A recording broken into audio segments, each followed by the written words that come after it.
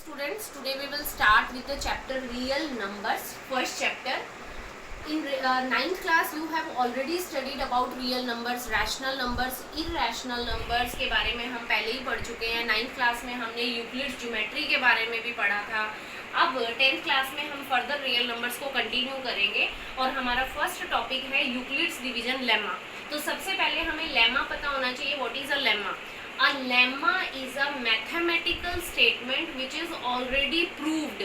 एक proved mathematical statement को हम lemma कहते हैं and it is used to prove another mathematical statements. दूसरी mathematical statements को prove करने के लिए हम lemma को use करते हैं. तो यूक्लिड डिवीजन लेमा को स्टडी करने से पहले एक एग्जांपल ले लेते हैं. जैसे suppose you have to divide 25 divide by 3. 25 को हमें 3 से डिवाइड करना है, तो डिवाइड करते हैं. तो 25 को अगर 3 से डिवाइड करेंगे, 3 8 जा 24, रिमाइंडर क्या बचता है 1.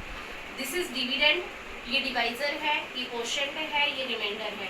सो this 25 can be written as 3 into 8 plus 1. इस तरह से इसको हम लिख सकते हैं 3 इंटू 8 प्लस 1. तो यूक्लिड डिवीजन लेमा जो है वो इसी के ऊपर ही बेस्ड है.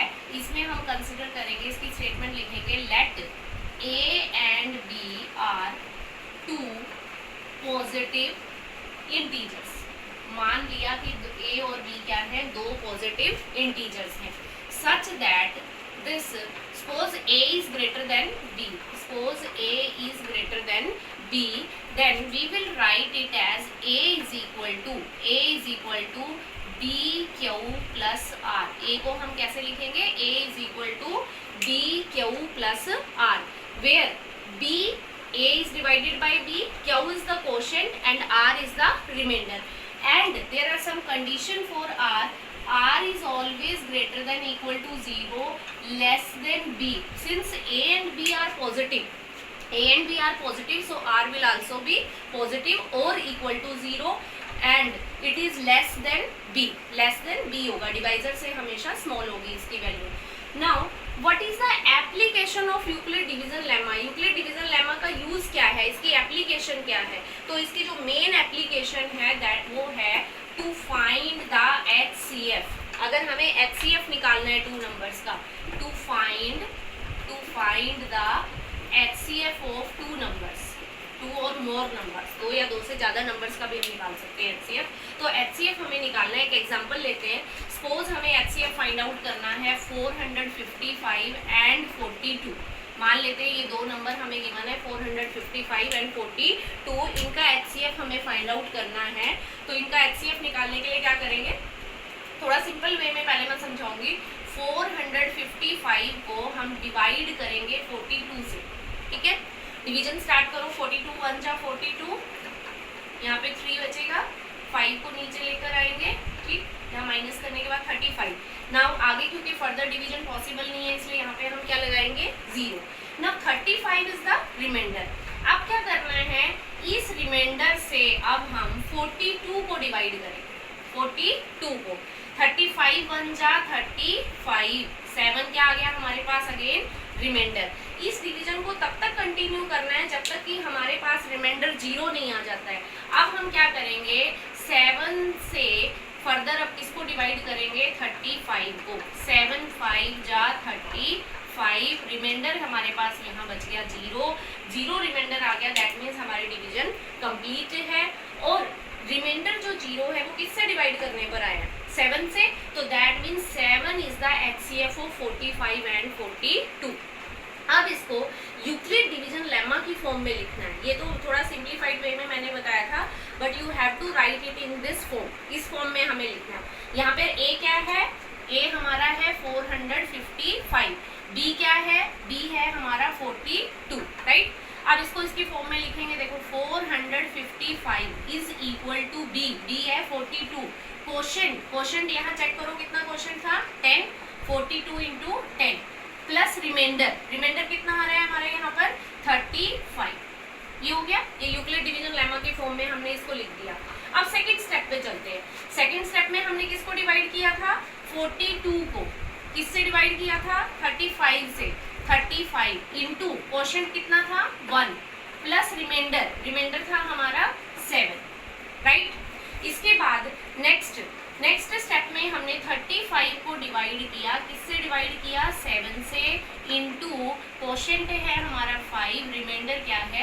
0। अब हमने इसको यूक्लिड डिवीजन लेमा के फॉर्म में हर एक स्टेप को हमने लिख दिया। अब जब ये स्टेप्स रिपीट हो रहे हैं, these are the repeating steps, these are the repeating steps when the steps are repeated to solve a problem that is called algorithm। इसको हम क्या कहते हैं? एल्गोरिदम। स्टेप बाय स्टेप अगर हमारा चल रहा है तो ये लेमा जो है अब ये हमारा क्या बन गया? Euclid division algorithm. This is called Euclid division algorithm. Question is asked like this, to find the HCF of 455 and 42 by Euclid's division algorithm। Now this is algorithm and our answer is HCF of 455 and 42 is 7। This is our answer। One problem is there on the basis of Euclid division lemma, show that any positive odd integer is of the form 6q plus 1 और 6q plus 3 और 6q plus 5। हमें ये show करना है कि कोई भी positive odd integer जो है वो इस फॉर्म का होगा। अब इसको यूक्लिड डिवीजन लेमा की हेल्प से हम प्रूव करेंगे। यूक्लिड डिवीजन लेमा हम अपना लिखेंगे पहले statement, a is equal to B Q plus R where r is greater than equal to 0 less than b। ये r की कंडीशन हमें साथ में जरूर लिखनी है। अब इसमें हमें ये देखना है कि हमें किससे डिवाइड करना है, b की जगह हमें क्या लेना है। अगर हम क्वेश्चन को देखें तो हमारे पास इस यहाँ पर है 6q plus 1, 6q plus 3, 6q plus 5। इसको देख के क्लियर है कि b की वैल्यू हमें क्या लेनी है? 6 लेनी है। b की वैल्यू हम 6 लेंगे और a is equal to 6q plus r where r is greater than equal to 0 less than 6। Now you write down the all possible values of r की जितनी भी values possible है उनको लिखो। देखो greater than equal to 0 less than 6 means 0, 1, 2, 3, 4 and 5। These are the possible values of r। ये r की possible values है। अब इन वैल्यूज को हमें 1 बाई 1 सब्सटीट्यूट करना है। यहाँ पर a is equal to 6q plus r में हम r की वैल्यूज को सब्सटीट्यूट करेंगे तो देखो हमारे पास क्या आएगा? a is equal to 6q plus r, 6q plus 0, 6q plus 1, 6q plus 2, 6q plus 3, 6q plus 4 and 6q plus 5। We have substituted all the values of r in this statement, right? Now question is show that any positive odd integer is of the form। अब हमें odd integer को इस form का दिखाना है। अगर हम first अपना केस देखें तो ये है 6q। 6q is this odd or even? Actually 6q can be written as 2 into 3q, so it is a multiple of 2। It is a multiple of 2। 2 is the factor। 3q जो है वो multiple हो गया तो 2 it can be written as 2m। अगर 2 का कोई multiple है तो that number is always even number। वो कौन सा नंबर होता है? even नंबर होता है।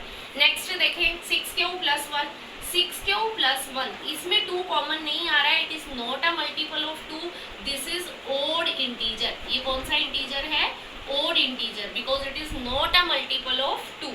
नेक्स्ट हम देखें 6q प्लस 2, 6q प्लस 2। अगर इसमें से हम देखें तो 2 हम कॉमन निकाल सकते हैं तो 2 कॉमन आ रहा है तो हमारे पास क्या बचेगा? 3q plus 1। अगेन ये हमारे पास 2 का मल्टीपल आ गया है, 2 का मल्टीपल है, इसलिए ये कौन सा इंटीजर है? इवन इंटीजर है। नेक्स्ट पे चलो 6q plus 3, 6q plus 3 again इसमें 2 कॉमन नहीं है। It is not a multiple of 2, so it is odd integer. Next पे अगर हम चले 6q प्लस 4 अगेन इसमें से 2 कॉमन है तो 2 कॉमन निकाल लिया हमने तो 3q plus 2 again it is the multiple of 2, so this is even integer.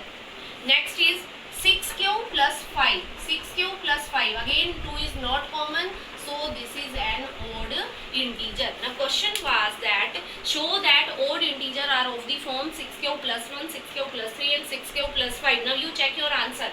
6q plus 1 is odd, 6q plus 3 is odd, 6q plus 5 is odd।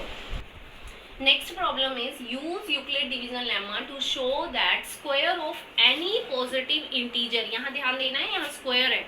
Square of any positive integer is either of the form 3m or 3m plus 1। 3m means 3 multiple of 3 and here multiple of 3 plus 1। इस form का हमें कोई positive integer हमें show करना है। Again Euclid division lemma की help लेंगे। Let a is equal to bq plus r where r is greater than equal to 0 less than d। इस कंडीशन को हमें हमेशा लिखना है, ठीक है, राइट। देन अब यहाँ पे क्वेश्चन को देखो, 3 मल्टीपल ऑफ 3 हमें शो करना है, तो that means we should take b is equal to 3। यहाँ हम b की वैल्यू क्या ले लेंगे, 3 ले लेंगे। a is equal to 3q plus r where r is greater than equal to 0 less than 3, right. b की जगह हमने क्या सब्स्टिट्यूट कर दिया, 3। अब r की पॉसिबल वैल्यूज बनाओ, क्या क्या वैल्यूज पॉसिबल होंगी, ग्रेटर देन इक्वल टू 0 है तो 0, 1 and 2, 3 values are possible for r। Now we will substitute the values of r here. यहाँ पर r की वैल्यू सब्स्टिट्यूट करेंगे। फर्स्ट 0 पुट किया तो 3q, नेक्स्ट 1 पुट करो 3q प्लस 1, नेक्स्ट पुट करो 3q प्लस 2। अब हमारे पास ये a की 3 पॉसिबल वैल्यूज आई है, करेक्ट। करना क्या है, use Euclid division lemma to show that square of any positive integer. अब हमें इनकी स्क्वायरिंग करनी है, 1 बाय 1 हम तीनों की स्क्वायरिंग करेंगे। फर्स्ट है हमारे पास 3q का स्क्वायर करो, it is equal to 9q square. ये 9q स्क्वायर आ रहा है। Is it a multiple of 3? Yes, ये 3 का मल्टीपल है। कैसे, 9q स्क्वायर को क्या लिखेंगे, 3 इंटू में 3m square, 3m square. Now this 3q square इसको भी लिख देते हैं, मल्टीपल की फॉर्म में अभी हम लिखेंगे। अब यहाँ पर ये 3q स्क्वायर कुछ नहीं है, इसको हम m कंसिडर कर लेते हैं, तो 3m we can write it as 3m। 3q square को हमने m कंसिडर कर लिया और यहाँ हमारे पास 3 इसके फैक्टर की फॉर्म में आ गया। So this 9q square can be written as multiple of 3 where, यहाँ हम बताएंगे where m is equal to, m क्या है, m किसके इक्वल कंसिडर किया है हमने, 3q स्क्वायर के इक्वल हमने इसको कंसिडर किया है, करेक्ट। अब नेक्स्ट पे चलते हैं, 3q प्लस 1 इसको लेंगे, 3q प्लस 1 स्क्वायरिंग करनी है। Again a plus B whole square identity apply करो, 9q square plus 1 plus 6q, a square plus B square plus 2ab identity से हमने इसको खोल दिया। अब हमारा आंसर जो है वो तो या तो इस फॉर्म में आना चाहिए 3m या फिर 3m प्लस 1, लेकिन अगर हम इसको क्लियरली देखें तो 3 तो इसमें कंप्लीट में से कॉमन नहीं है। We can write it in the form of 3m plus 1। कैसे, 9q square plus 6q plus 1. Now take out 3 common from these first 2 terms. Then 3 common. We have 3q square plus 2q plus 1. Or this can be written as, now you consider it as m. So it is 3m plus 1. Where m is equal to 3q square plus 2q. Right? Next is, अब 3q plus 2 इसका square करना है, 3q plus 2 whole square. Now apply the identity a plus B whole square, 9q square plus 4 plus 12q। Now how will you write 3m और 3m plus 1, 3m, 3 is not common from all the 3 terms, so we cannot write it in the form of 3m, but we can write it in the form of 3m plus 1. How? First of all, we will break 4. We will write this 4 as 9q square plus 3 plus 12q plus 1. This 4 is written as 3 plus 1. 3 plus 1. Now you take out 3 common from first 3 terms. 3 common निकालेंगे, 3 common. We will have 3q square plus 1 plus 4q plus 1. Now you consider it as m. You consider it as m. Again it is 3m plus 1 form where m is equal to 3q square plus 1 plus 4q. So this is the answer. Next is fundamental theorem of arithmetic. Every composite number can be expressed as product of primes, and this factorization is unique apart from the order. Composite number. Now you have already studied about prime numbers and composite numbers. Prime numbers are the numbers which have only 2 factor, one and the number itself. For example, 2, 3, 5, 7, 11, they all are prime numbers. And the composite numbers, the numbers which have more than 2 factors, that are called composite number. For example, 4, 6, 8, 9, these all are composite numbers. Now according to fundamental theorem, every composite number can be expressed as product of primes. For example, suppose 4 we have, this 4 can be written as 2 into 2, factor in in the form of prime numbers. Prime number के factorization की फॉर्म में हम इसको लिख सकते हैं. Suppose we have 12. This 12 can be written as 2 into 3 into 2. 2 into 3 into 2. These are the factors of 12. Now what I have written, every composite number can be expressed as product of primes, and this factorization is unique. This factorization is unique means no other prime factors are possible for 12. Apart from order means in any order you can write. Suppose you can write it as 2 into 2 into 3, or you can write it as 3 into 2 into 2. In any order you can write it as, but the factors are unique. Now we will use fundamental theorem of arithmetic in finding HCF and LCM. To find the HCF, one method we have done by using Euclid division algorithm. Now we will find HCF by using fundamental theorem of arithmetic. Now we will use fundamental theorem of arithmetic to find the HCF.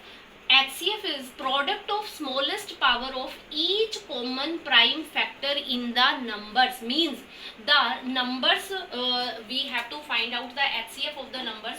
Let us take one example. Suppose we have one number 12 and another number is 20, and we have to find out the HCF of 12 and 20. What we will do?